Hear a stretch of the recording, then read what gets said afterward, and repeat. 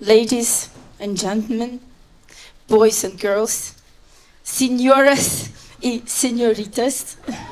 How is my Spanish going? Only here and only for you, for the first time, here should be the drum roll. Thank you. I will be presenting the Flower of Life theoretical framework as the direct link from happiness to education. But before we start, I would like you to turn to your neighbor and say, innovation is not just for a few. You can innovate too. Turn to your neighbor and say that.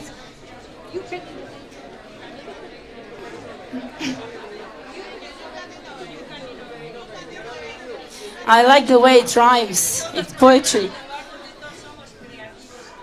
And interestingly, that indeed, these days, especially in the new era of AI, we have to innovate. And innovation is not going to be the privilege of a few at the top, as it used to be. So simply to survive, not alone strive and flourish in this digital jungle, we really have to innovate. And education, the purpose of education is to help us get the learning outcomes in order to foster innovation and promote. I think everybody knows that. Yeah, we are all lifelong learners. Yeah, so the purpose of education is to help you innovate instead of just being the knowledge consumer, to become the knowledge creator and eventually become lifelong learner. And there are three very promising disciplines. They're all interdisciplinary that can really help to bring about change to education and help us innovate and improve our learning outcomes. And the first one is neuroscience. As you can see here, there are two links between neuroscience and education. By the way, the credit for this beautiful diagram goes to my professor of cognitive neuroscience, Michael Thomas. He's from London Global Universities. And you see neuroscience, education directly. So by virtue, our brain is an organ involved in learning, right? So by optimizing our brains, bringing them in the proper states, we can improve learning, right? We can get better outcomes. So this is the direct link from neuroscience to education. And there is an indirect link, and it's through psychology, because neuroscience shapes psychological theories, and psychology studies behavior, and education studies the effect, the impact that the instruction has on behavior. So this is how they are connected. And this is the first discipline. And the second discipline, which is quite, I would say, unusual, but very important, is future studies. There are also two links. So here, my professor didn't do the job, so you don't see the beautiful diagram, but you can see the two things on the slide. The first one is futures literacy, and this is the direct link.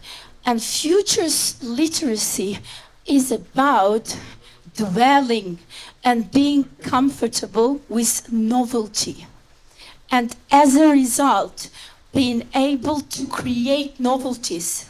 So it's extremely important. Then we see the indirect link, which is the system thinking. And we all know from Dr. Tal Ben-Shahar that it's all about the interconnectedness, it's all about the whole being. And when it comes to learning, system thinking is very important because you can leverage from the pre-existing knowledge to gain new knowledge, and this is how it works in obtaining knowledge. And the last but not the least, the focal point of our discussion, happiness studies.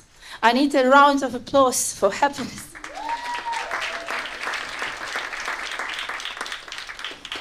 So the researchers, they sort of identify these, they divide it into two groups. Happiness for learning, because obviously to become a happy learner and a successful learner, you need to be a happy person, right? So happy person first. And this is happiness for learning. And this is an indirect link, and you all know what can help us to address this issue. This is the wonderful SPIRE. Yeah? So, because in education there are factors in proximity to learning outcomes that influence learning. Yeah? So your moods, your health, your spirituality, they all influence learning, which might be surprising for some, but this is true.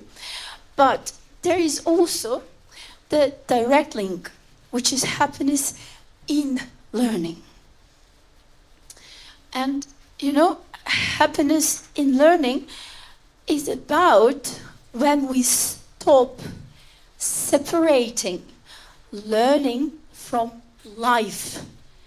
And we learn here and we learn there. And I would really like to emphasize this and look at the camera and say it into the camera. We become happy in learning. We promote lifelong learning when we stop separating learning from life. And for this reason, I would like to present the flower of life, which is shifting your attention from the subject pole of attention, from the object pole of attention, which is your ego.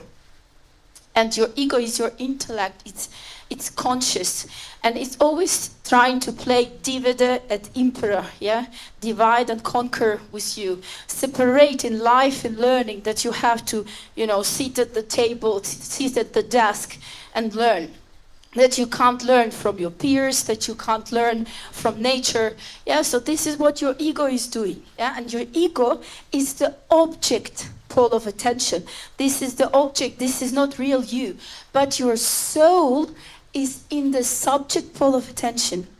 And this is where wisdom is born. So happiness in learning is achievable through becoming the subject pole of attention and learning from your own soul. And also wisdom is about harnessing the energy of your soul to co-create life with your soul. I would say co-creating life with yourself. That would be the key foundation for the flower of life model. And don't worry, this is not just wishy-washy. Luckily, the researchers have found the neural correlates of wisdom. It is researchable. And here you go. There are 3 categories of wisdom, and each of them is the part of the flower of life theoretical framework. So we have emotional regulation, we have values and decision making. So emotional regulation, we all know that lifelong learning is important for us, and to be a lifelong learner, you have to sometimes do delayed gratification, to facilitate it. So when everyone is at the party, you have to sort of work on your emotional intelligence to do things that will work in your favor later, not now. we've got the guided imagery to facilitate that as well, when you imagine yourself there before you get there. And cognitive reframing, I like it. So you know that eventually all things work in your favor, regardless. So you can learn from difficulties, from bad stories in your life. This is emotional, and this is lifelong learning and emotional regulation. And you have it in the brain. Researchers have it in the brain. They found it. And this is the parallel processing and right hemisphere, and of course your limbic system, your subcortical structure. And the meta skills are important skills in emotional regulation, which is metacognition and meta-motivation. Let's move to values quite quickly, because we are running out of time, I see. So values is about the sacred knowledge, and not just your values, but how you value yourself as a person. And sacred knowledge, knowing thyself, right? What Socrates said is the foundation, yeah, of all wisdom. And we are talking about wisdom here. So, and values are quite important for aha moments, for eurekas, you know, for revelations. It's very important to know yourself. And here we get the spiritual intelligence. And the facilitation is definitely the me search, mindful presence, and the decision making. Decision making is learning from life. That we can learn from everything, you know. We can learn from arts, we can learn from music, we can learn from nature. And this is not less important than sitting at the desk and cramming something. And it's about the broad view, a broad world view. So having this wide world perception. And here also the knowledge that we get, it stems from the pre-existing knowledge that we already have, because we have exposed ourselves to beauty. Yeah, we go to the museums, we go to the exhibitions, and this is how we can innovate. And here is the key intelligence, is the aesthetic intelligence. And unfortunately, it's really underrated, because people think that aesthetic intelligence is just about beauty. But this is about how you can understand and how you can verbalize and express what the world is telling you.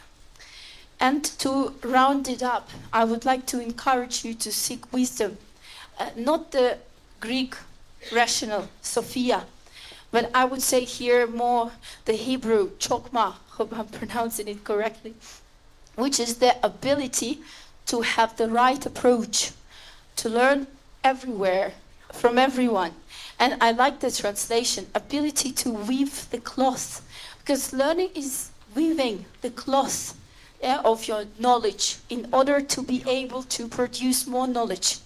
And I would like to read emphatically, hopefully, the verse from the Proverbs. Take my instruction instead of silver, and knowledge rather than choice gold. For wisdom is better than jewels, and all that you may desire cannot be compared to her. Thank you.